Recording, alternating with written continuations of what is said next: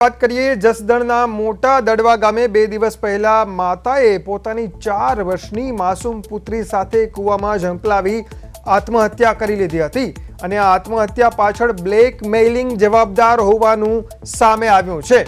પરિણીતા અન્ય વ્યક્તિને પાણી પીવડાવતી હોય તેનો ગુપ્ત રીતે વિડીયો ઉતારી લેવામાં આવ્યો હતો અને ગામના જ 2 શખ્સો નાગજી ઉર્ફે ગડો પરમાર અને મોહિત બારૈયા દ્વારા સામાજિક બદનામીનો ડર બતાવી મહિલાને બ્લેકમેલ કરવામાં આવતી હતી। આરોપીઓએ મહિલાના પતિ મોહિતને પણ તેની પત્નીના આડા સંબંધો હોવાની વાત કહી આ વિડીયો વાયરલ કરવાની ધમકી આપી તેની પાસેથી પૈસાની માંગણી કરી હતી અને સતત મળતી ધમકીઓ અને અસહ્ય માનસિક ત્રાસથી કંટાળીને આખરે આ મહિલાએ દીકરી સાથે આ પગલું ભર્યું હોવાનું સામે આવ્યું છે। આ મામલે આટકોટ પોલીસે ગુનો નોંધી વધુ તપાસ હાથ ધરી છે।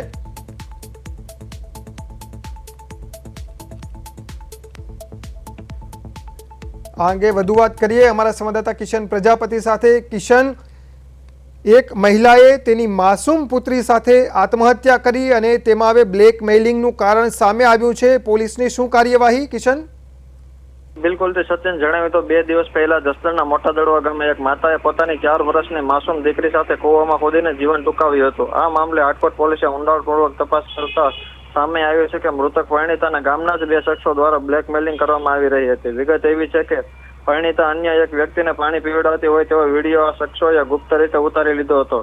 આ વિડીયોના આધારે સામાજિક બદનામીનો ડર બતાવીને તેઓ બ્લેકમેલિંગ કરી રહ્યા હતા। એટલું જ નહીં, બંને આરોપીઓએ ફરિયાદી પતિ મોહિત પાસે જઈને એવું કહ્યું હતું કે મારી પત્નીના અન્ય વ્યક્તિ સાથે આડા સંબંધો છે અને આ વિડીયો વાયરલ કરવાની ધમકી આપીને પૈસાની માંગણી પણ કરી હતી। સતત મળતી ધમકીઓ અને અસહ્ય માનસિક ત્રાસથી કંટાળીને આખરે આ પરિણીતાએ પોતાની વાલછોય દીકરી સાથે કૂવામાં ખોદી આપઘાત કરી લીધો હતો। આ મામલે આટકોટ પોલીસે ત્વરિત કાર્યવાહી કરીને બંને આરોપી નાગજી ઉર્ફે ગડો પરમાર અને મોહિત બારૈયાની ધરપકડ કરી લીધી છે અને ગુનો નોંધી આગળની કાયદેસરની તપાસ હાથ ધરી છે। જી કિશન, આભાર માહિતી બદલ। તો જે 2 શખ્સો દ્વારા બ્લેકમેલિંગ કરવામાં આવતું હતું, ધમકી આપવામાં આવતી હતી, તે બંને શખ્સોની પોલીસે ઝડપી લીધા છે અને બંને શખ્સો સામે કાયદેસર કાર્યવાહી હાથ ધરી છે।